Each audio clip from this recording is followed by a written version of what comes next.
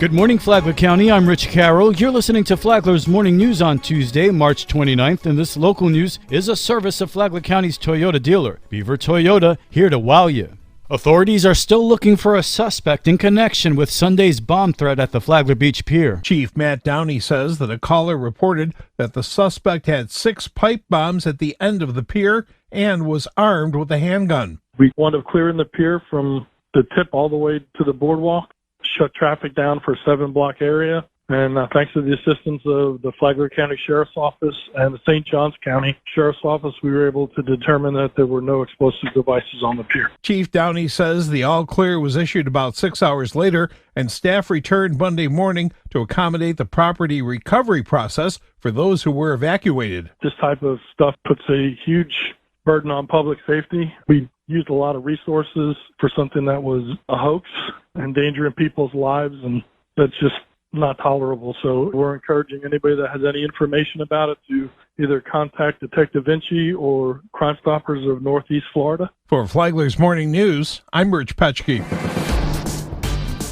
A SWAT team shuts down a suspected drug house in Flagler County. Recently, Flagler County Sheriff Rick Staley joined his Special Investigations Unit and SWAT team to close down a drug house in the Grand Haven community. Members of the Flagler County Sheriff's Office SWAT team and Special Investigations Unit executed a search warrant on the North Village Drive home of 58-year-old Scott Michael Safardi Friday night. I joined our SWAT team and Special Investigations Unit serving a search warrant on Friday night in the Grand Haven community for a poison peddler that was living at a home. Although he was somewhat uncooperative, we ultimately got him to exit the home and arrested him after concluding the search warrant for possession of fentanyl and various other controlled substances. He was arrested and taken to the Green Roof Inn under a $15,500 bond. This goes to prove and a warning to poison peddlers. It doesn't matter where you live, in a gated community or a non-gated community. We are coming for you if you sell poison in our community. For Flagler's Morning News, I'm Karen Johnson. A well-known Flagler Beach restaurant owner is named the Elk Lodge Citizen of the Year. Jamie Bordeaux, who owns Beachfront Grill, tells WNZF he's honored. I didn't expect that at all. It was quite a surprise when John asked me about it. At first, I thought he was asking me to cater the event. I didn't know what he was actually asking me for a second. Really humbling, actually, embarrassing to a little point, because there's so many other people that do so much for the city. Bordeaux says he didn't apply for the recognition and was chosen from a large pool of worthy residents. There's a lot of people that do a lot of things, especially in our neighborhood, so just really happy to accept it. From the WNZF Newsroom, I'm Amy Cherry. From a Flagler County School Board member to a Flagler County Commissioner, Andy Dance has lived a life of public service. Dance says while his parents paved the path for him, giving back to the community is a way of life for him. They were both very active in the community. I think everybody knows my mom was a school board member for quite a while. My dad used to be the president of the Florida our local Cattlemen's Association.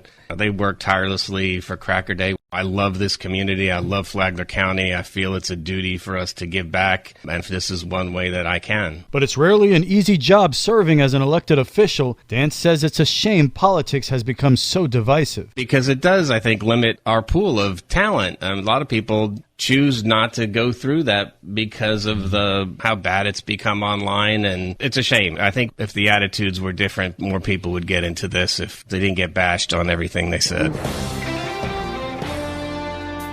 Why do you call 911? It's as simple as, I'm overwhelmed, I need help, send somebody. Palm Coast Fire Chief Jerry Forte says people call first responders for many reasons. It could be a law enforcement issue. It could be a concerned citizen that has a concern about a neighbor. They could have a house fire. They could have chest pain. There could be a smell of a chemical in or around their house they don't know anything about. And they call somebody. And we are that somebody. Chief Forte said that dispatchers determine which first responders to send and send them to the emergency. He said that they don't have all the answers, but that they get those answers. You can listen to Common Ground on Sunday mornings at 10 here on WNZF or anytime on the Flagler radio app. Tomorrow, Chief Forte talks about his department's response time. From the WNZF Newsroom, I'm Deb Albertson. And now you're up to date on Flagler's Morning News. I'm Rich Carroll.